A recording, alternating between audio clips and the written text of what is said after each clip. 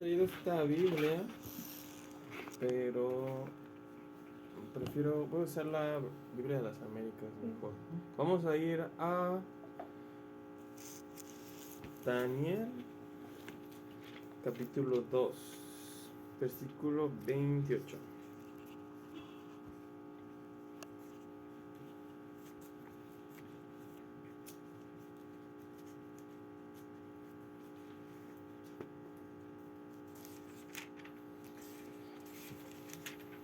Muy bien, un poquito de lo que debemos de saber antes de empezar la lectura acerca de Daniel es que en el momento en que le suceden estas cosas a Daniel y Daniel escribe al respecto, el pueblo de Dios había sido, más bien el pueblo de Israel había sido tribulado, Israel ya había caído y Babilonia ya se había tomado los cautivos, fue la cautividad.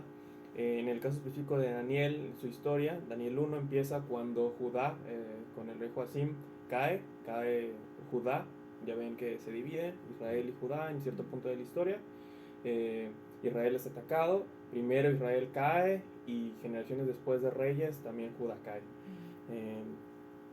Esto se describe como que Judá en general, o se piensa que Judá en general tuvo reyes que respetaron más al Señor, por lo que el Señor les dio un cierto periodo de tiempo más de paz, pero finalmente pues termina cayendo con los babilónicos, con el rey Nabucodonosor en específico. En este punto de Daniel capítulo 2, Daniel ya había sido tomado. La idea de los babilonios cuando tomaron a Daniel y a sus amigos fue que como Daniel y sus amigos eran parte de la realeza judía, ellos, los babilónicos, los iban a tomar siendo pequeños, siendo jóvenes, y los iban a educar en las mismas costumbres, artes y religión de Babilonia. Pero en el capítulo 1 vemos que esta famosa historia donde Daniel y sus amigos se proponen en su corazón no contaminarse con la carne, no contaminarse con lo que les enseñaban en general, y el Señor les da favor a ellos, y es así como se mantienen puros. Incluso esto lo podemos ver incluso con el cambio de nombres. Los babilonios le cambiaron el nombre a Daniel y a todos sus amigos, esto con la intención de darles una nueva identidad, pero ellos se mantuvieron firmes en la identidad del Señor. Ahora, en el capítulo 2, en la historia del capítulo 2 empieza con que el rey Nabucodonosor tiene un sueño. El rey Nabucodonosor era un rey muy, muy poderoso, y también era un rey muy, ¿cómo se dice? Cuando exiges algo y quieres que te lo den ahora, quisquilloso o estricto o dominante. Ajá, sí, esa es la idea, ¿no? Entonces, a toda su corte de magos, les exigió que les dieran la interpretación del sueño. Pero él les dijo, al principio del capítulo les dice, oigan, yo sé que soy muy firme en mi palabra, o sea, lo que yo digo se cumple. Y sé que ustedes me van a engañar como para decirme, hey, lo que quiere decir tu sueño es esto, si yo les digo. Entonces lo que dice Nabucodonosor, dice, me van a decir el significado de mi sueño y además no les voy a contar mi sueño. Entonces los magos no tenían oportunidad alguna de conocer, primero, lo que había soñado el rey, y segundo, obviamente, pues la interpretación. Entonces, a los magos responder, ¿sabe qué? Pues no existe hombre, no existe mago, no existe sabio en la tierra que pueda decirle esto al rey, porque solo usted sabe, y los dioses, sus dioses. El rey se enfurece mucho y manda a matar a todos los sabios del reino, entre los cuales también estaba Daniel. En ese momento Daniel pues apenas empezaba a ser notable por las personas, no era una persona conocida. Más adelante vemos cómo a lo largo del libro de Daniel el Señor lo va formando, le va poniendo como ciertas, pues no pruebas, sino como ciertos peldaños, en el cual su intelecto, su carácter y su devoción al Señor va aumentando. Pero aquí va a ser como la primera, va a ser el primer escalón para Daniel, que va a ser la interpretación de este sueño. Entonces, cuando Daniel se entera que iban a matarlo, pues como era parte de los sabios en el reino, y a él, a sus amigos, se pone a orar a él y sus amigos, y de pronto le llega mente, concedido por el Señor, la interpretación de este sueño. Y es ahí como cuando empezamos en el versículo 28. Entonces, Daniel se presenta ante el rey y empieza a decir: pero hay un Dios en el cielo, quien revela secretos y le ha dado a conocer al rey Nabucodonosor lo que ocurrirá en el trono, lo que ocurrirá en el futuro, perdón. Ahora le diré lo que soñó y las visiones que vio mientras estaba acostado en su cama. Y dice: mientras su majestad dormida, soñó sobre sucesos futuros. Aquel que da a conocer los secretos le ha mostrado a usted lo que ocurrirá. Aquí vamos a detenernos un momento. Antes, cuando a Daniel se le revela el significado del sueño, hay una parte muy bonita que él menciona.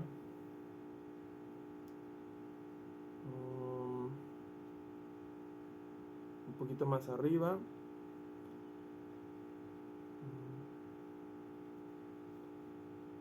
Mira, dice, cuando Daniel se le dice: esa noche el misterio le fue revelado a Daniel en una visión.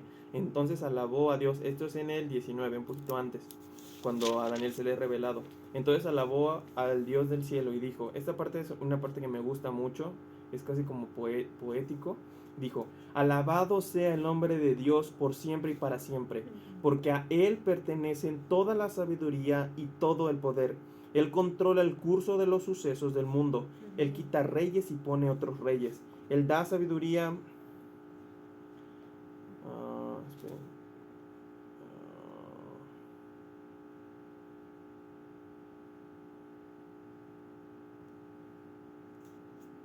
Ok, entonces... Te quedas en el 20. Sí, es que lo estaba leyendo en el TV y quería leerla en Biblia de las Américas. Dice: Él es quien cambia los tiempos y las edades, quita reyes y pone reyes, da sabiduría a los sabios y conocimiento a los entendidos.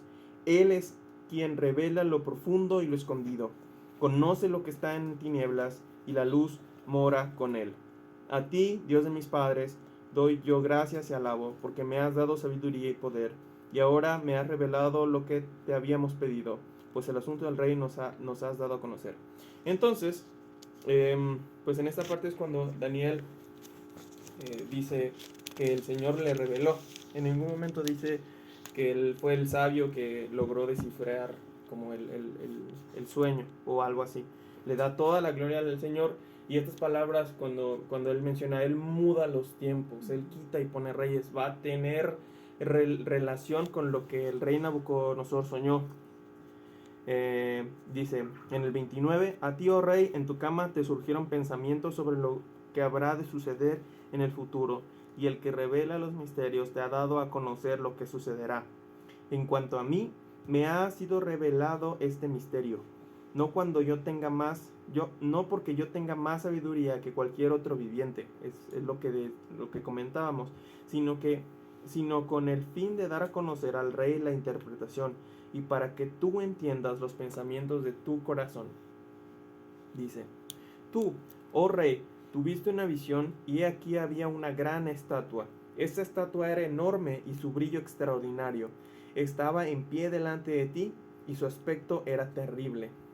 La cabeza de esta estatua era de oro puro, su pecho y sus brazos de plata, y su vientre y muslos de bronce, sus piernas de hierro, sus pies en parte de hierro y en parte de barro. Estuviste mirando hasta que una piedra fue cortada sin ayuda de manos, y golpeó la estatua en sus pies de hierro y de barro, y los desmenuzó. Entonces fueron desmenuzados todos a la vez: el hierro, el barro, el bronce, la plata y el oro. Quedaron como el tamo de las eras en verano, y el viento se los llevó sin que quedara rastro alguno de ellos. Y la piedra que había golpeado la estatua se convirtió en un gran monte que llenó toda la tierra. Aquí es donde primero el Daniel lo divide. Primero le describe que habrá soñado en el Nabucodonosor. Dice que sueña con una gran estatua, la cabeza era de oro, el pecho y los brazos eran de plata, la cintura hasta los muslos era de bronce, las piernas de hierro y los pies de hierro con barro. Y llegaba una piedra, esta piedra golpeaba los pies y cuando destruía toda la estatua, a golpear esta piedra, se convertía en una gran montaña. Y dice, este es el sueño en el 36. Ahora diremos ante el rey su interpretación. Tú, oh rey, eres rey de reyes, a quien el Dios del cielo ha dado el reino, el poder, la fuerza y la gloria. Y donde quiera que habiten los hijos de los hombres, las bestias del campo o las aves del cielo, Él los ha entregado en tu mano y te ha hecho soberano de todos ellos. Tú eres la cabeza de oro. Aquí Daniel le da la primera interpretación, la primera parte de la interpretación de su sueño. Le dice que tú eres la cabeza de oro. Le dice al rey Nabucodonosor, tú eres la cabeza de oro, pero en realidad más bien se refería a Babilonia como tal. ¿Por qué? Porque más adelante vamos a ver que cada una de estas partes de la estatua quiere decir un reino que va a suceder a otro. Entonces cuando le dice Babilonia se quiere decir que es la parte de oro, no solamente el reino de Nabucodonosor, sino todo el imperio. Es importante también mencionar aquí que Daniel está escrito en dos idiomas, en hebreo y arameo. En hebreo se escribieron el primer capítulo hasta el versículo, capítulo 2 hasta el versículo 4. Del 2 al 4 al capítulo 7 fueron escritos en arameo, 2 al 7, y del 7 al 12 fueron escritos en hebreo. ¿Por qué esto? ¿O cuál era la intención? Pues recordemos que el Espíritu Santo es quien ha dado la inspiración a los escritores de la Biblia. Y bueno, claro que el Espíritu Santo no lo hace así solamente por accidente, ¿no? Lo que podemos entender de esto es que del capítulo 2 al 7 suceden cosas que el Espíritu Santo, el Señor, quiere dar a conocer al mundo entero. ¿Por qué? Porque el idioma universal, digamos, del mundo civilizado en aquella época era el arameo. Cualquiera podría entender arameo, pero el hebreo era un idioma que lo manejaban más los israelitas. El arameo lo podían entender los babilonios, los medos, los persas, incluso ciertos israelitas que tenían contacto con civilizaciones más allá de la suya. Entonces, esto que estamos leyendo quiere decir en arameo, es decir, esto es para que un israelita que sepa leer arameo, y que sobre todo para que un babilonio, para que un persa, para que un medio lo pueda leer. Esto va dirigido a todo el mundo, digámoslo. Y dice, después de ti se levantará otro reino inferior a ti. Y luego, inferior ahí nos ponemos, pausamos. ¿Qué quiere decir esto? Se refiere a la parte de plata, con los brazos. Es interesante, primero, que si vemos la historia, después de los babilonios siguieron los medos y los persas. Los medos y los persas conquistaron a los babilonios. Y podemos entender que esta parte del cuerpo está como dividido entre un brazo izquierdo y otro brazo derecho, porque los medos y los persas eran distintos. Se aliaron y fueron una gran civilización. Y es interesante eso. ¿Por qué? Porque dice, después de ti se levantará otro reino inferior a ti. Si hemos escuchado hablar de Persia, Persia fue un imperio gigantesco, muy muy grande, y es muy difícil encontrar la lógica de por qué Daniel decía que era inferior a los babilonios, porque en todo, prácticamente en todo, en poder militar, en poder económico, en poder cultural, los medos y los persas fueron superiores. Pero si hacemos una analogía precisamente con esa división entre medos y persas, podemos entender que era inferior a ti en el sentido de unidad. Era inferiores en el sentido de unidad, porque los medos pues eran distintos a los persas y allí tuvieron ciertos problemas. Entonces dice, después se levantará otro reino, plata, significan los persas, e inferior a ti. Luego un tercer reino de bronce que gobernará sobre toda la tierra. ¿El tercer reino cuál es? Pues el tercer reino es el imperio javánico o los griegos. Eso también es como, esta visión me resulta interesante porque es como un highlight de lo que sucederá más tarde en Los el libro de gobiernos. Daniel. Ajá, los gobiernos y también lo que va a escribir Daniel, porque Daniel más adelante tiene visiones, por ejemplo, de la cabra y el carnero, que representan a dos naciones que se están peleando. Por ejemplo, en esa parte uno representa al imperio de Grecia, se le aparece también un ángel, cuando pues Daniel vive y logra ver la sucesión de los babilonios con los persas. También sirve a la realeza persa cuando son conquistados los babilonios. Entonces, cuando se le presenta el ángel le dice que pues está ya en el segundo reino y que va a haber un tercer reino. El ángel lo menciona, y que también es esta parte donde dice que hay un príncipe que entendemos que es un demonio, como detrás en el capítulo 12, como que detrás de todo eso, de las acciones malignas, por así decirlo, y que estaba controlando el imperio jabánico, el imperio de Grecia. Entonces entendemos esta visión como una especie de highlight de las cosas que sucederán después. Más visiones se le presentan a Daniel y tienen que ver con los reinos, el cambio de reyes, el cambio de las edades.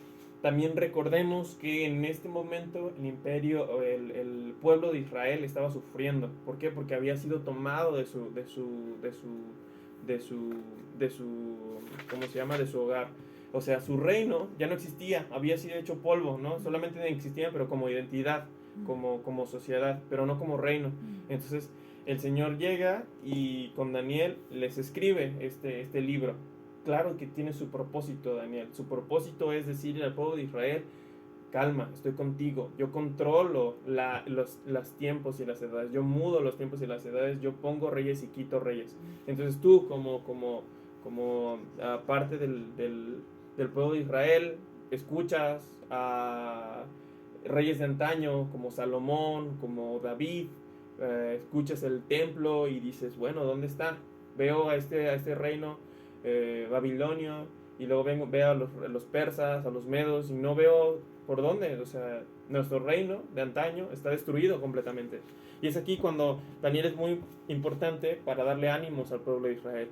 El Señor en su amor utiliza a Daniel para darles este mensaje, porque este mensaje, claro, se lo dice Daniel a Nabucodonosor, pero en realidad va mucho más allá, va a su pueblo. Afirma la fe del pueblo. Ajá, sí, exactamente, sí, los consuela a ellos, porque pues no tienen tierra, no tienen una identidad como imperio. Entonces dice, luego el tercero, de bronce, que gobernará sobre toda la tierra, es Grecia, y dice, y habrá un cuarto reino tan fuerte como el hierro, y así como el hierro desmenuza y destroza todas las cosas, como el hierro que tritura, así él desmenuzará y triturará todos estos. ¿Cuál es este reino? Pues después de los griegos y de los romanos. Los romanos, ya, si recuerdan, están en el tiempo de Jesucristo. Sí. Más o menos el imperio romano se disuelve, se acaba de disolver en 497 después de Cristo. Pues tuvo muchos problemas, y de hecho también tiene que ver con lo que va a decir a continuación. Pues el imperio romano es de los imperios más grandes en toda la historia de la humanidad. Por eso dice que como el hierro tritura y desmenuza a todos. Leí un comentario que se me hizo interesante, que aquí como que el Señor utiliza esos metales, relaciona los imperios con los metales que fueron famosos, los reinos.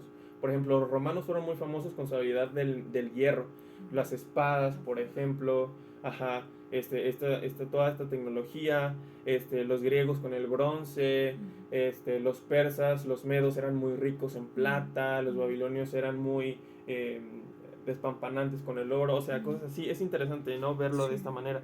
Y dice, y lo que viste, los pies y los dedos, parte de barro, de alfarero, y parte de hierro, será un reino dividido, pero tendrá la solidez del hierro, ya que viste el hierro mezclado con barro corriente. ¿Qué quiere decir esto? Igual Roma, pero es la Roma tardía. ¿Por qué la Roma tardía? ¿Qué tiene que ver el barro y el hierro? Bueno, el hierro es porque, pues, como identidad como Roma era muy fuerte. Pero ¿por qué barro? Porque no hay...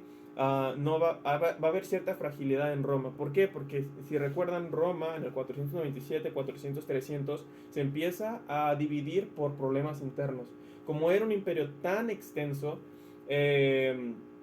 tenía muchos problemas con manejarlo, con centralizar el poder en un solo punto. Entonces, lo que se dio fueron muchos casos de corrupción, abuso de poder, ciudades se dividían, señores con poder no querían apoyar al imperio, cosas así. Entonces Roma termina disolviéndose por eso, por traiciones, por mentiras, por engaños, por la famosa guardia pretoriana, que era la guardia del emperador, que era muy susceptible a ser comprada, a asesinar emperadores, a ponerlos. Básicamente ellos reinaban, ellos ponían a qué emperador gobernaba Roma. Y bueno, a esto se refiere entonces, dice, y destroza, dice, los pies y los dedos, parte de barro de alfarero, parte de hierro. A eso se refiere al imperio romano ya en su época tardía. Será un reino dividido, pero tendrá la solidez del reino. Será un reino dividido por lo que estábamos comentando, ya que viste el hierro mezclado con barro corriente. Y así como los dedos de los pies eran parte de hierro y parte de barro cocido, así parte de hierro será fuerte y parte frágil. En cuanto al hierro mezclado con barro corriente que has visto, se mezclarán mediante simiente humana, pero no se unirán el uno con el otro, como no se mezcla el hierro con el barro. En los días de estos reyes, el Dios del cielo levantará un reino que jamás será destruido, y este reino no será entregado a otro pueblo. Desmenuzará y pondrá fin a todos aquellos, y el reino perseverará para siempre. Bueno, esta es una clarísima mención a Jesucristo. Tiene que ver perfectamente, incluso genealógicamente, con estos reinos, porque el Señor viene a la tierra en un periodo donde el imperio romano tenía todavía control de la parte de Belén, de Jerusalén, de Samaria, de toda esa parte. Y entonces llega el imperio romano, y es cuando en representación como de esta piedra que golpea y destruye toda la estatua, pues viene Jesucristo, ¿no? Viene Jesucristo a presentarse como el príncipe de este reino que permanecerá para siempre. Dice, tal como viste que una piedra fue cortada del monte sin ayuda de manos que desmenuzó el hierro. Esta idea es interesante, sin ayuda de manos, es decir, como si fuera un elemento divino. O sea, una piedra llega y como un elemento divino desmenuza todo el hierro, el bronce, el barro, la plata y el oro. El gran Dios ha hecho saber al rey lo que sucederá en el futuro. Así pues, el sueño es verdadero y la interpretación es fiel. La última parte dice, entonces el rey Nabucodonosor cayó sobre su rostro, se postró ante Daniel y ordenó que le ofrecieran presentes e incienso. El rey habló a Daniel y dijo, en verdad que vuestro Dios es Dios de dioses, Señor de reyes y revelador de misterios, ya que tú has podido revelar este misterio. Entonces el rey engrandeció a Daniel y le dio muchos y espléndidos regalos, y le hizo gobernador sobre toda la provincia de Babilonia y jefe supremo sobre todos los sabios de Babilonia. Por solicitud de Daniel, el rey puso sobre la administración de la provincia de Babilonia a Sadrach, Mesach y Abed-Nego, mientras que Daniel quedó en la corte del rey. Y así es como vemos que el Señor utilizó a Daniel para darle esta interpretación de su sueño. El Señor es... Puedo ver esta interpretación, y me sorprende porque funciona en muchos sentidos. O sea, funciona, uno, para darle... animar al pueblo de Israel a que el Señor tiene el control de todo. Y en segundo, para poner a Daniel en una posición mejor y así continuarlo utilizando, porque este es como solamente el preámbulo de las demás visiones y demás acciones que Dios tiene pendiente para Daniel. Entonces, esta visión, cuando lo responde a Nabucodonosor, le ayuda a Daniel a posicionarse en un sitio mejor, pero para ser utilizado por Dios de una manera más poderosa, digámoslo así. Y eso es lo que le quería dedicar. Gracias.